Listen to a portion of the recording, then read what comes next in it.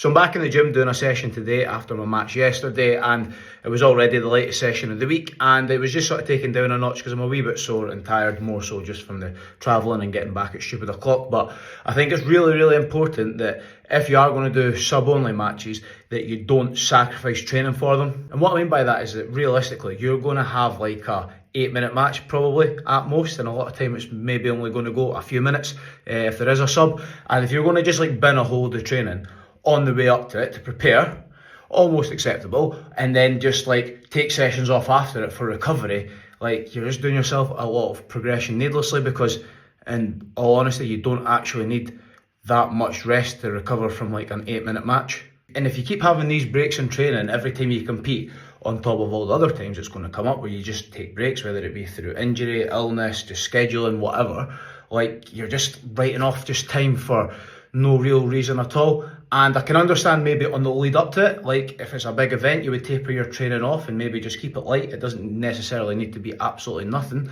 And maybe in the days before, you can just kind of make the final few sessions a little bit easier, but you shouldn't just be like stopping dead. And after it, you should really just be trying to just get back to it like straight after. And yeah, if you need to like do a session the day after or whatever, then you can just take the edge off it a little bit. That's totally cool. But at least that just kind of like keeps things ticking over a little bit, so that by the time you do get back to training, you've not had this big long break, and you can keep progressing, you can keep getting stronger, and obviously you're going to be in better shape for the time the next match or tournament comes around. So obviously put a lot of effort and focus into your sub-only matches, but don't just like sacrifice like weeks worth of training at a time for them.